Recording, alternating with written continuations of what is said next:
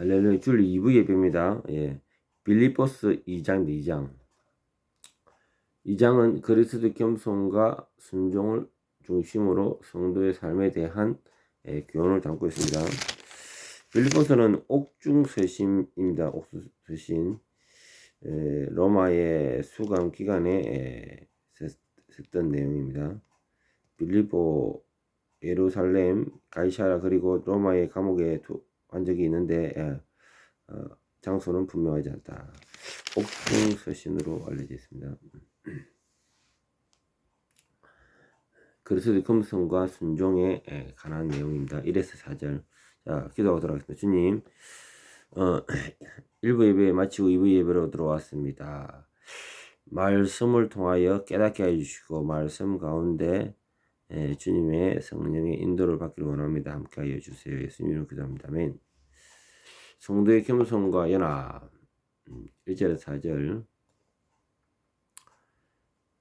그러므로 그리스도 안에 무슨 근면이나 사랑에 무슨 위로나 성령의 무슨 교제나 긍휼이나 자비가 있거든 마음을 같이하여 같은 사랑을 가지고 뜻을 합하여 한 마음을 품어 아무 일에든지 다툼이나 허용으로 하지 말고 오직 겸손한 마음으로 각각 자기보다 남을 낮게 여기고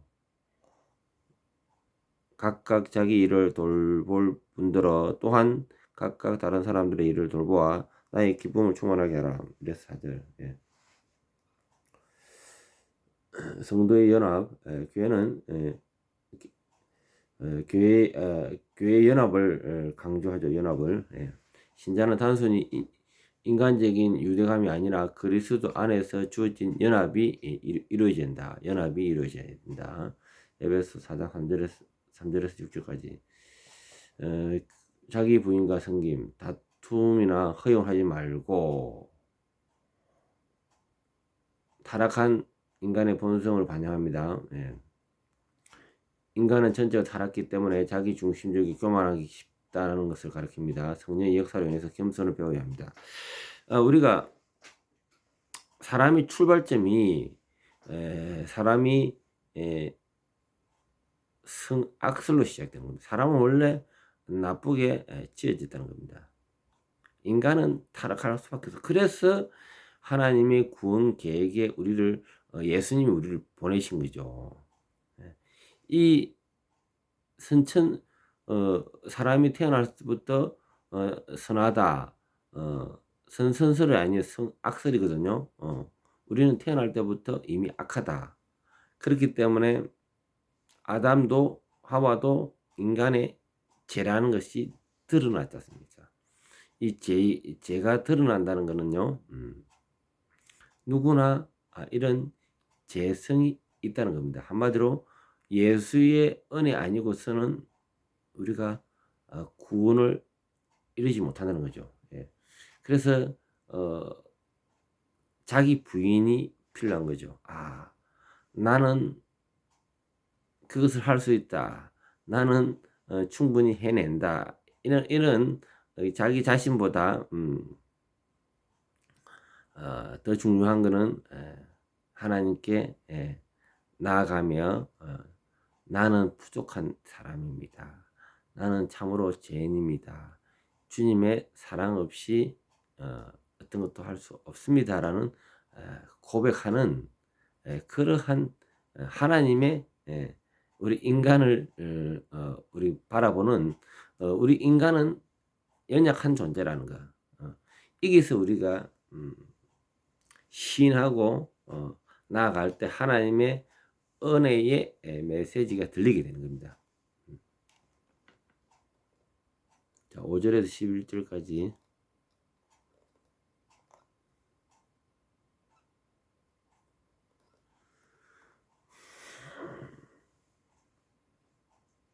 (5절에서 11절) 너희 안에 이 마음을 품으라 곧 그리스도 예수의 마음이니 그는 근본 하나님의 본체시나 하나님과 동등됨을 취한 것으로 여기지 아니하시고 오히려 자기를 비워 종의 형체를 가지사 사람들과 같이 되셨고 사람의 모양으로 나타나사 자기를 낮추시고 죽기까지 복종하셨으니 곧 십자가에 죽으심이라. 이러므로 하나님이 그를 지극히 높여 모든 이름 위에 뛰어난 이름을 주사 하늘에 있는 자들과 땅에 있는 자들과 땅 아래 있는 자들로 모든 무릎을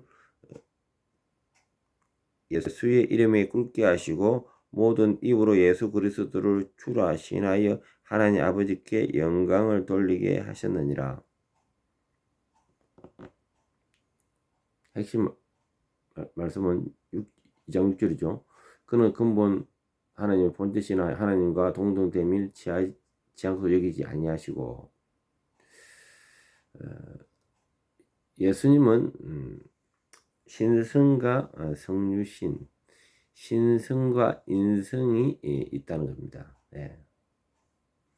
그래서 그가 높임을 내려놓으시고 낮아지심으로 우리 인간에게 직접 오셔서 우리와 같이 이 고난에 동참하시고 그가 우리를 위하여 대속하시죠. 속죄 사역을 하시죠. 대신 우리의 짐을 제 짐을 다 짐을 메시고 이런 속죄 사역을 마무리하셨습니다. 예.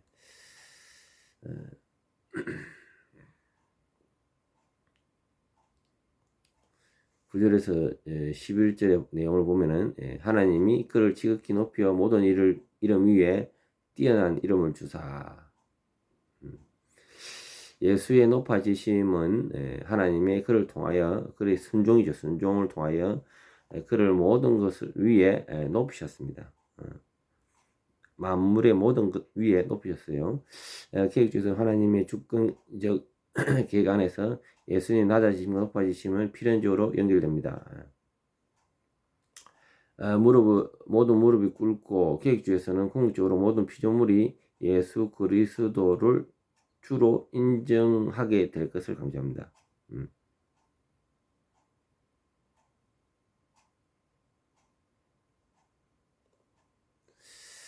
2장 12절에서 16절. 그래서 우리가 예수를 찬양한다. 예수를 이름을 높인다. 이게 중요하거든요. 그래서 자 9절에 보면 아까 전에 하나님이 그를 지극히 높여 모든 이름 위에 뛰어난 이름을 주셨다고 했습니다. 그래서 우리가 11절에 같이 모든 입으로 예수 그리스도 주라 시인하여 하나님께 영광을 돌리게 하셨느니라. 찬양도 제가 좋아하는 찬양이 모든 만물 모든 이름 위에 뛰어난 이름, 예수의 이름을 높이고 찬양하는 것이 우리 입술과 마음속에 늘 고백하고 그것이 바로 하나님께 영광을 돌리는 겁니다. 그리고 이 땅의 모든 피조물들은 예수를 통하여 가지 아니하면은 하나님께 갈 수가 없다는 거죠. 그래서 예수 이름이 가장 존귀하다는 거죠. 가장 존귀하다. 구원의 성취와 성도의 순종 12절에서 16절까지. 그러므로 나의 사랑하는 자들아 너희가 나 있을 뿐 아니라 더욱 지금 나 없을 때에도 항상 복종하여 두렵고 떨림으로 너희 구원을 이루라. 너희 안에 행하는 이는 하나님이시니 자기의 기쁘신 뜻을 위하여 너희에게 소원을 두고 행하게 하시나니 모든 일을 원망과 시비가 없이 하라. 이는 너희가 흠이 없고 순전하여 어그러지고 거스르는 세대의 가운데 하나님의 흠없는 자녀로 세상에서 그들 가운데 핏대로 나타내며 생명의 말씀을 밝혀 나의 다림질이 헛되지 아니하고 수고도 헛되지 아니하므로 그리스도의 날에 내가 자랑할 것이 있게 하려 함이라.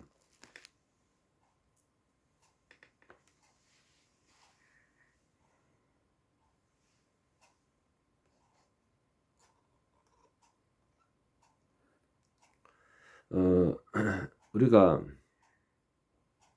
구원을 이루라 이라는 의미를 우리가 알아야 됩니다. 구원을 어제 상담하는 저한테 무수히 많은 사람들이 이 상담을 해 오는데 그중에서도 인생에 관한 문제를 또 상담하는 경우도 있고 신학적인 애매한 논쟁이랄까요? 또 질문이랄까요? 그런 부분도 상담을 합니다.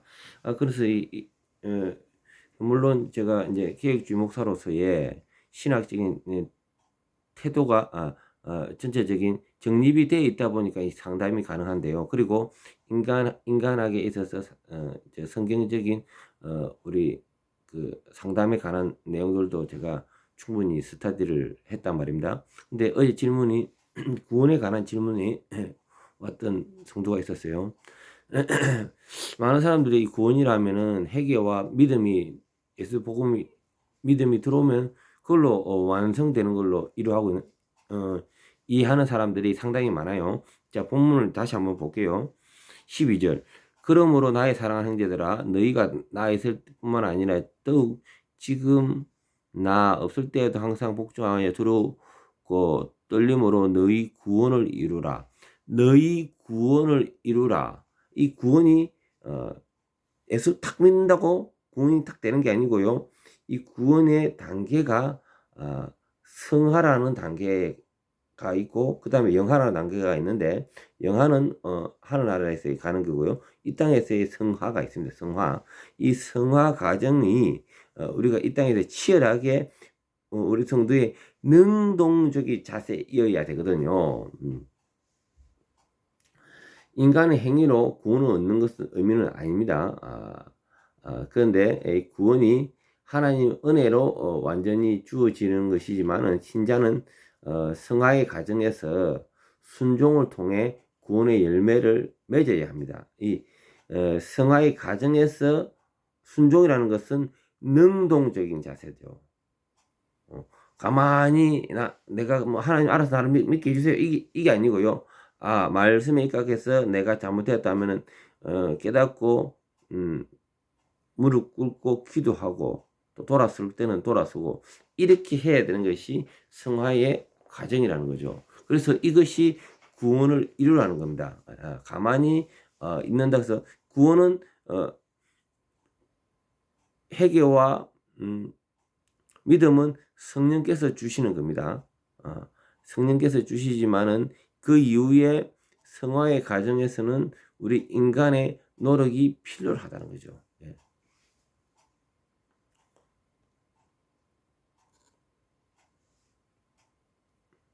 13절에 보면은 너희 안에 행하시는 하나님이시니 하나님의 주권적인 은혜를 강조하고 있습니다. 결국 우리의 구원의 모든 과정은 성령께서 주관하신다. 성령께서 인도하신다. 성령께서 우리를 은혜를 주신다는 거죠. 신자의 성화는 인간의 힘으로 이루어지는 것이 아니라 하나님께서 역사하셔서 그의 뜻을 이루는 과정입니다.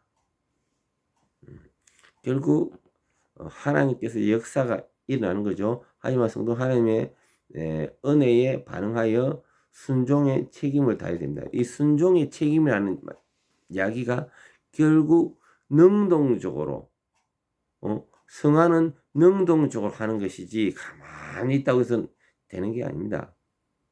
적극적으로 능동적으로 나아갈 때. 자, 17절에서 30절까지. 그래서 이제 제가 어제 이제 상담한 내용에 대부분 사람들이 이 구원이라면은 믿음에 받는다. 믿음을 받으면은 구원이 끝난다. 이렇게만 알고 있는 다수들이 많아요. 이런 부분에서 계획주의에서는 뭘 말하느냐. 그 이후에 성령의 더욱더 깊은 교제를 받아 성화된 삶을 살아라고 기획주의 그것이 꽃이거든요. 구원을 받는 그 순간에 구원이 끝나는 것이 아니고요. 그러한 말씀의 깊이를 더욱더 들어가기를 원합니다. 제가 이 설교를 엄청 많이 해도 많은 분들이 기존에 짧은 지식과 짧은 또 가르침 가운데 물론 목사님의 가르침이 중요하거든요. 구원이 예수가 나를 위해서 피 흘려서 대속 사건, 십자가 사건을 믿고 그걸로 끝내는 사람들이 다수가 있습니다. 많은 믿는 사람들이. 그런데 이 구원을 이룬다는 과정 가운데는 성화가 있다는 거. 이거 제가 엄청나게 많은 설교를 했는데 이는 질문이 들어와도 그 질문에서 못 벗어나요. 안타깝습니다. 그래서 뭐냐면 먼저 된 정보가 좀 부족하다 보면 채우려는 이는 자신의 부족한 것을 메꾸어야 되겠다는 것을 그러한 오픈 마인드가 있어야 되는데 제가 상담을 해도요. 자기의 주장과 자기 생각 가운데 더 이상 받아들이지 않으려고 해요. 자기 생각하고 다르면은 그냥 배척하고 그냥 상담하다 중간에 나가버리고 뭐 이런 게 많아요. 그러면서 제가 상담을 하면서 참 비인격적이다. 그리고 지식의 한계가 있다.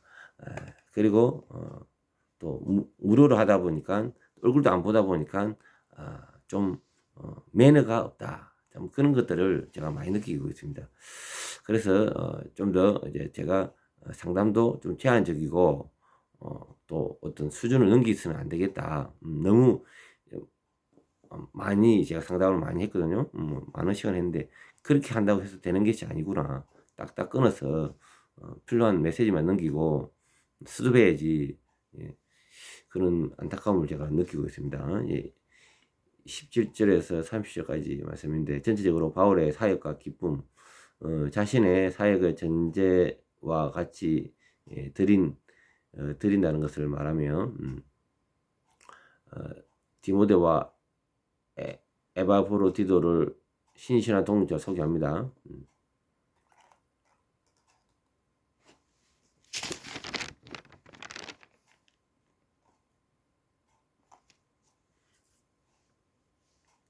1부만 읽겠습니다.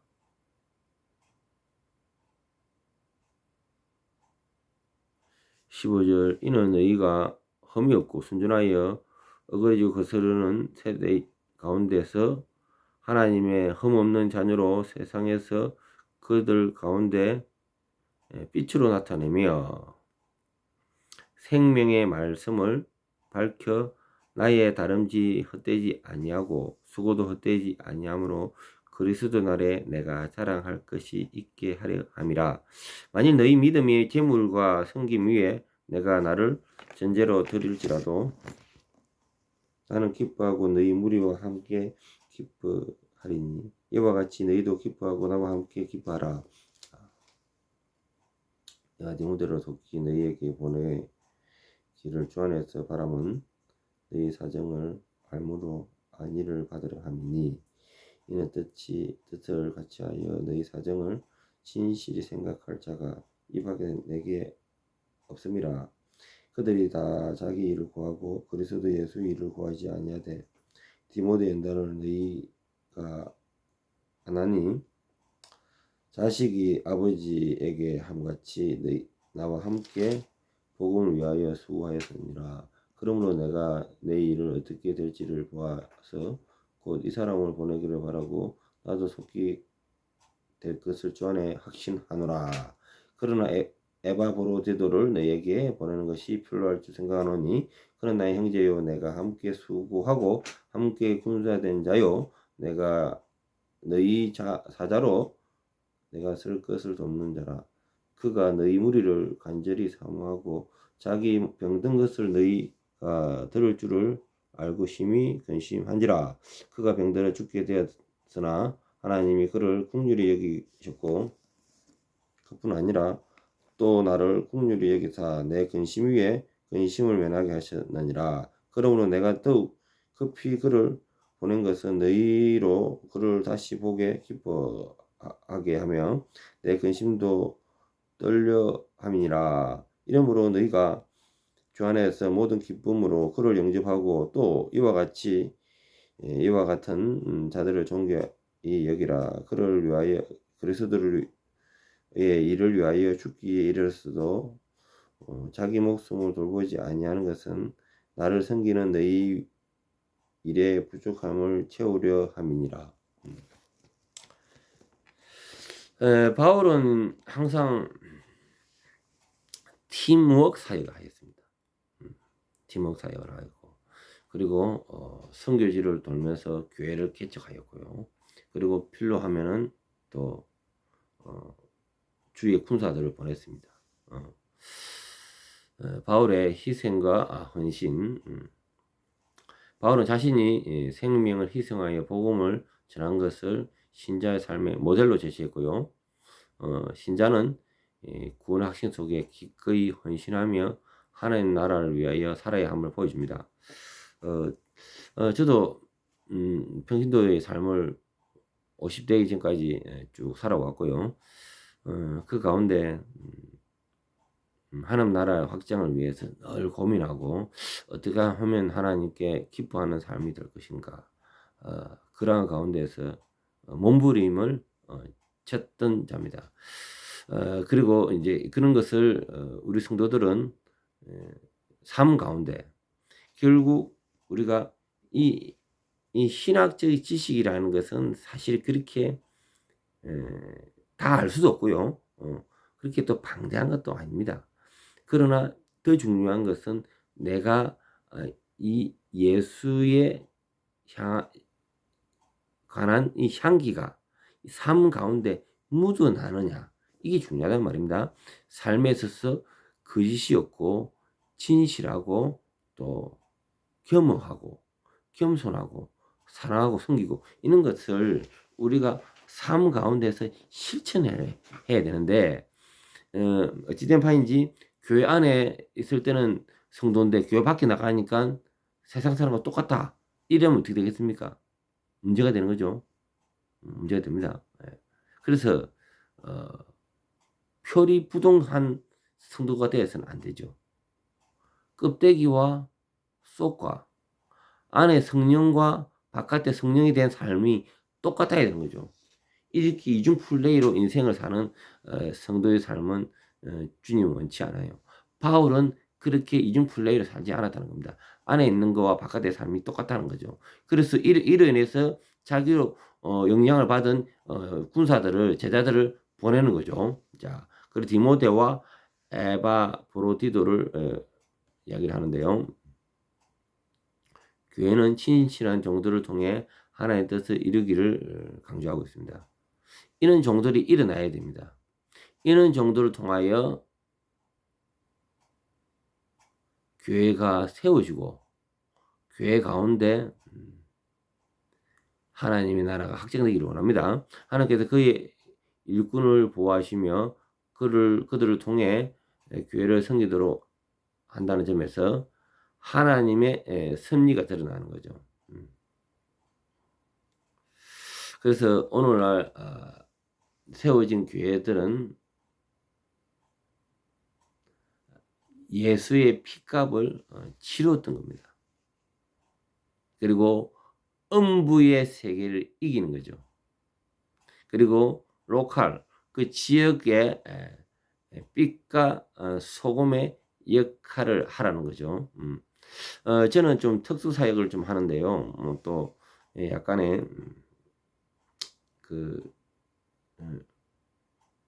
일터 이런 부분도 좀 진행을 하고요.